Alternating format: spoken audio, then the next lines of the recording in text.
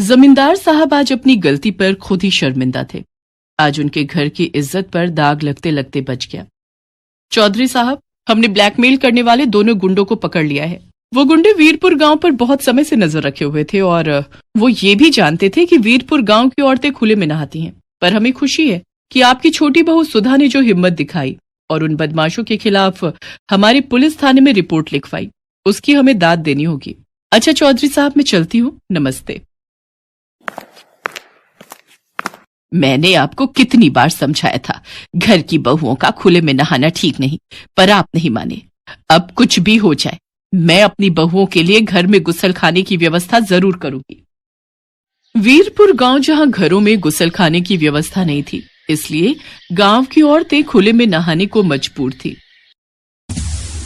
अरे नई बहू, सोकर उठी नहीं क्या? स्नान के लिए नदी पर जाना है।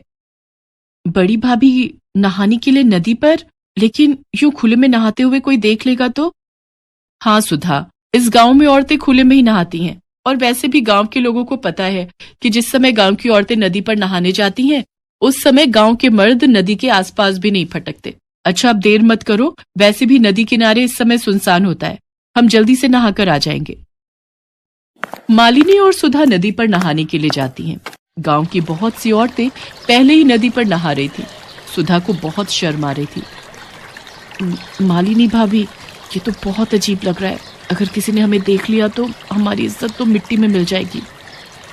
अरे काहे का शर्मा रही हो बहू रानी, हमें इतने साल हो गए, आज तक तो हमें किसी ने देखा नहीं, तो अब कौन देखेगा? चौधरी साहब से सब डरते हैं, इसलिए नदी किनारे कोई मर्द नहीं आता, सिर्फ औरतें ही नहाती हैं। सुधा को बहुत अजीब महसूस हो रहा था, पर वो करती क्या? मजबूरी में उसे मालिनी और बाकी की गांव की औरतों के साथ नदी में उतरना ही पड़ता है। बड़ी मुश्किल से सुधा नदी में नहाकर घर आती है। अब तो रोजाना ही वो मालिनी और बाकी की गांव की औरतों के साथ नदी पर नहाने लगी।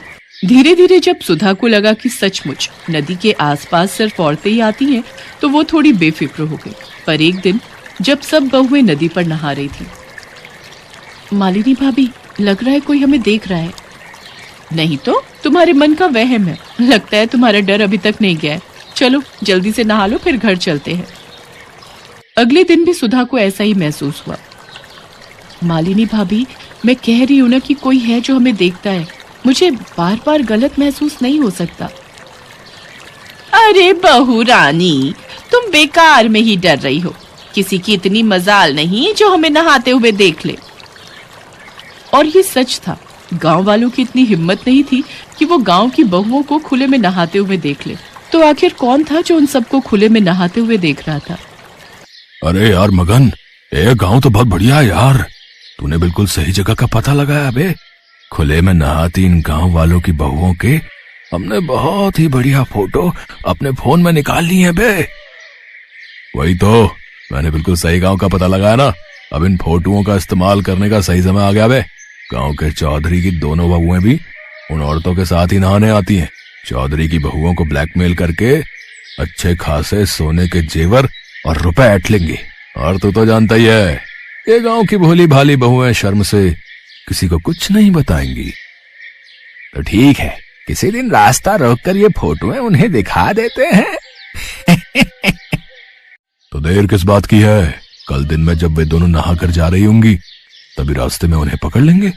अगले दिन मालिनी और सुधा नदी पर नहाकर जब हवेली की तरफ जा रही थी, तो नदी से थोड़ी दूरी पर जगन और मगन नाम के उन बदमाशों ने उनका रास्ता रोक लिया और उन दोनों को फोटो दिखाने लगे। दोनों बहुएं डर गई। अब अगर तुम दोनों नहीं चाहते कि ये फोटो गांव में हर कोई देखे या फिर गांव से बाहर और भी जगह ये फोटो पहुंचे, तो जैसा हम कहते हैं वैसा तुम दोनों करोगी। नहीं नहीं, हमारी ये फोटो किसी को मत दिखाना। तुम्हें क्या चाहिए, हमें सीधी तरह बता दो। अगर तुम चाहती हो कि हम ये फोटो किसी को न दिखाएं और अपने फोन से हटा लें, तो कल दोपहर तक 2 लाख रुपए नकद और सोने के जेवर एक बैग में भरकर तुम दोनों हमें ला कर दोगी। उसके बाद हम यहाँ से चले जाएंगे। ठीक है, तुम चिंता मत करो, हम कल दोपहर तक तुम्हारी ये मांग पूरी कर देंगे, पर तुम तब तक ये फोटो किसी को नहीं दिखाओगे। मालिनी पूरी तरह घबरा चुकी थी। वो दोनों घर लौट आती हैं।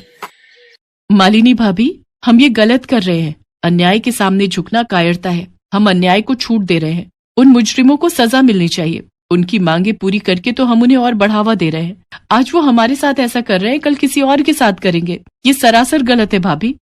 तो हम कर भी क्या सकते हैं सुधा? हमारी फोटो बदमाशों के पास है। हम ये बात किसी से नहीं कह सकते। बदमाश हमारी फोटो हर जगह दिखा देंगे। पर सुधा बहुत हिम्मत वाली थी। वो मालिनी को बिना बताए पुलिस स्टेशन पहुंचती है और वहां पर लेडी ऑफिसर को सारी बात बताती है। सुधा, तुम चिंता मत करो, मैंने ऐसे गुंडों को बहुत सीधा किया है। मैं जैसा कहती हूँ वैसा ही करना। सुधा पुलिस की मदद ले चुकी थी। अगले दिन वो मालिनी के साथ बदमाशों की बताई जगह पर पहुंचती है। गुंडे जैसे ही मालिनी और सुधा के पास आते हैं तभी पुलिस भी वहां पहुंच जाती है। पुलिस को देखकर गुंडे घबरा जाते हैं। पकड़ लो इन गुंडों को। सीधी साधी गांव की औरतों को ब्लैकमेल करके उनके पैसे और जेवर की मांग करते हो। मैडम जी, ये वही गुंडे हैं जिनकी आसपास के गांव की पुलिस तलाश कर रही है। इन्होंने पहले भी कुछ गांव की औरतों को ऐसे ही ब्लैकमेल किया था। पुलिस के द्वारा गुंडों को पकड़ने की बात चौधरी के कानों तक पहुंचती है। उन्हें भी अपनी गलती का एहसास हो जाता है। चौधराइन, तुम सच कह रही हो, गलती मेरी ही है। मैं ही पुराने ख्यालों में जी रहा था। मैंने कभी इस ओर ध्यान ही नहीं दिया कि हमारी बहू बेटियों को किस चीज की सबसे ज्यादा जरूरत है। मैं वादा करता हूँ, इस गांव में हर घर में गुसलखाना होगा, ताकि फिर कभी किसी बहू बेटी के साथ ऐसा ना हो। सुधा, आज तुम्हारी हिम्मत की वजह से हम कितनी बड़ी मुसीबत से बच गए। भाभी, ये तो मेरा फर्ज था। मुझे खुशी है कि आज मैंने जो हिम्मत की, उस कारण इस गांव की बहुओं को अब खुले में नहीं नहाना पड़ेगा। गांव की इज्जत अब सुरक्षित रहेगी। वीरपुर गांव की औरतें सुधा की बहुत तारीफ करती हैं। आज हर घर में गुसलखाना था और गांव की औरतों ने भी अब खुले में नहाना बंद कर दिया था।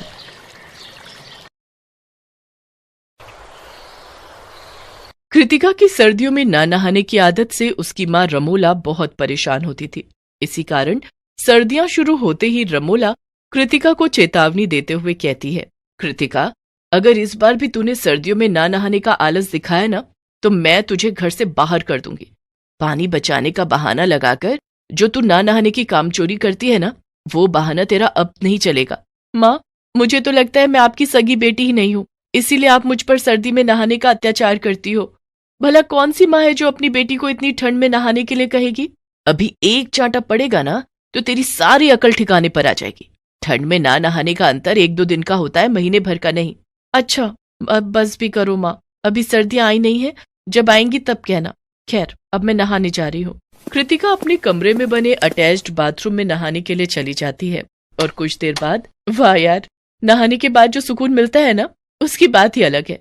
लेकिन सर्दियों में यही सुकून सजा बन जाता है। मुझे तो अभी से सर्दियों के बारे में सोचकर ठंड लग रही है।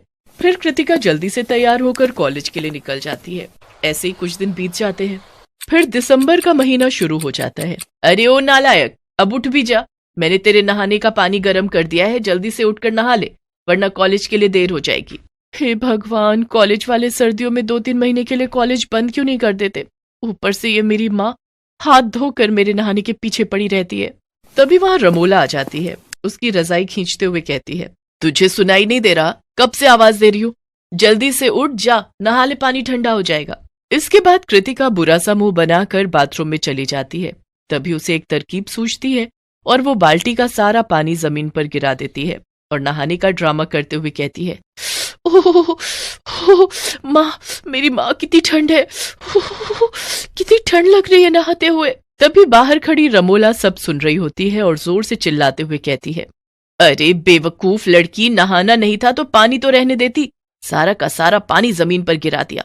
बेवकूफ, कम से कम मेरे नहाने के ही काम आ जाता, लेकिन नहीं, मैडम को तो ड्रामा करना है नहाने का।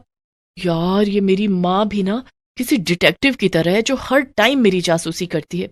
चलो, अब जब उनको पता चल ही गया है कि मैं नहीं नहाई हूं, तो कृतिका बेटा 2 छींटे मार ले मुंह पर पानी के और चल बाहर। कृतिका बिना नहाए ही तैयार होकर ढेर सारा परफ्यूम छिड़क लेती है। नहाने से तो तेरा कोई लेना देना है नहीं, बस ये बाल्टी भर के परफ्यूम छिड़क लो और ना नहाने की बदबू से बच जाओ। अब बस भी करो माँ, प्लीज दोबारा अपना लेक्चर शुरू मत कर देना। वैसे भी कॉलेज जाकर मुझे अपने प्रोफेसर का लेक्चर अटेंड करना है। वो इतना कह ही रही थी कि तभी घर के बाहर हॉर्न की आवाज सुनाई देती है। तभी कृतिका अपनी माँ से कहती है, अच्छा माँ, मैं चलती हूँ, धवल आ गया मुझे पिक करने। कृतिका बाहर आकर कार में बैठती ही है कि तभी रमोला झट से बाहर आती है और कहती है, अरे कृतिका बेटा, तू अपनी लाइफ लाइन, मेरा मतलब है परफ्यूम की बोतल घर पर ही भूल गई।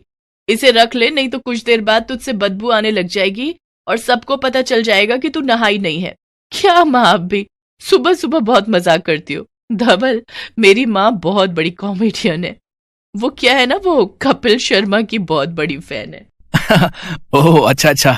इसके बाद दोनों कॉलेज के लिए चले जाते हैं। कॉलेज में लेक्चर अटेंड करने के बाद शाम को धवल और कृतिका अपने दोस्तों के साथ कैंटीन में बैठे हुए होते हैं। तभी धवल कहता है, यार सर्दियों में कहीं घूमने चलते हैं, आउट ऑफ स्टेशन। मसूरी कैसा रहेगा?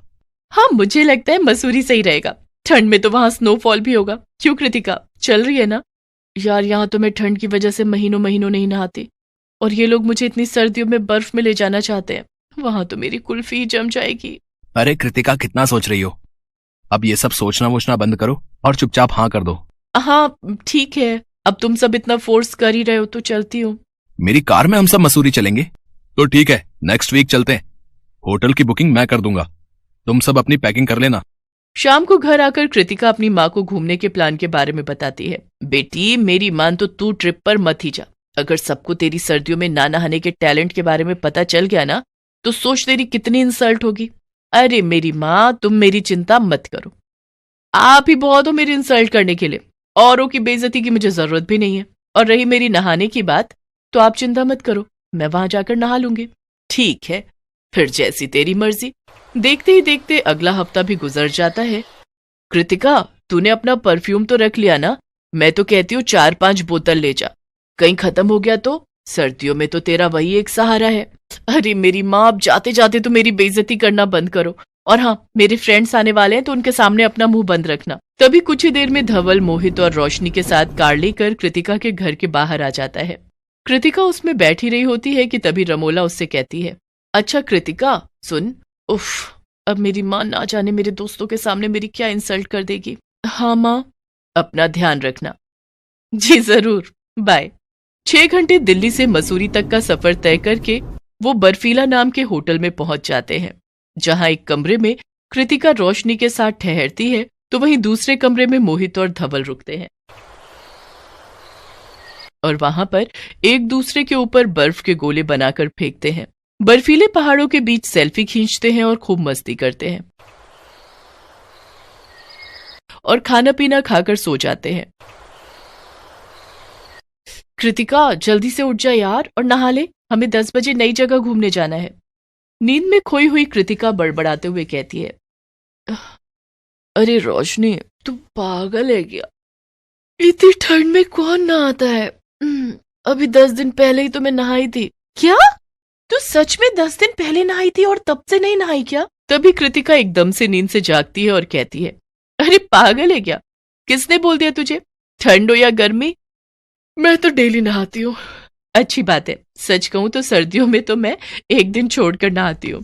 थैंक गॉड मैं बच गई, आज तो मैं अपने मुंह से ही अपनी पोल खोल देती। फिर बिस्तर से निकलकर कृतिका नहाने के लिए चली जाती है और हमेशा की तरह आदत से मजबूर मुंह पर पानी के छींटे डाल देती है और धीरे धीरे पानी जमीन पर गिराती रहती है ताकि रोशनी को उस पर शक न हो। इसके बाद टॉवेल सर पर लपेट कर बाहर आ जाती है।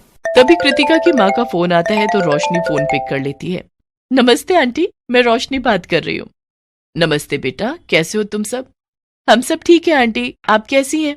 मैं भी ठीक हूँ। अच्छा, वो महारानी कृतिका सोकर उठी या अभी भी कंबल के अंदर घुसी हुई है? अरे नहीं आंटी, कृतिका तो कब की उठ गई और अब तो वो नहाकर भी आ गई। हाँ, नहा कर आ गई? ऐसा तो हो ही नहीं सकता। अरे बेटा, वो तो 2-2 हफ्तों तक नहीं नहाती ठंड में। फिर मसूरी में तो बर्फबारी हो रही होगी, वो तुझे बेवकूफ बनाने के लिए सर पर तौलिया लपेटे खड़ी होगी। उसे नहाए हुए तो पूरे 2 हफ्ते हो गए हैं। रोशनी कृतिका को घूर घूर कर देख रही होती है। उधर कृतिका का चेहरा शर्म से झुक जाता है। रमोला फोन पर जोर से कहती है, हाय राम, कहीं उसकी लाइफलाइन, मेरा मतलब है परफ्यूम खत्म तो नहीं हो गया? कृतिका जल्दी से फोन कट कर देती है। हाय यार कृतिका, तू 2-2 हफ्तों तक नहीं नहाती। छी, कैसी है यार तू, इतनी गंदगी में रहने वाली। मुझे नहीं रहना तेरे साथ, गंदी कहीं की। ऐसा नहीं है यार, तू मेरी बात तो सुन। इतना कहकर रोशनी उस कमरे से बाहर निकल जाती है। बेचारी कृतिका उसको लगा था माँ मसूरी में नहीं है तो मेरी बेइज्जती भी नहीं होगी, लेकिन ऐसा भला कैसे हो सकता था। इस ट्रिप पर भले ही कृतिका की इंसल्ट हो गई और उसका टॉप सीक्रेट सबके सामने आ गया, पर उस दिन के बाद से कृतिका चाहे गर्मियां हो या सर्दियां हर रोज नहाने लगती है।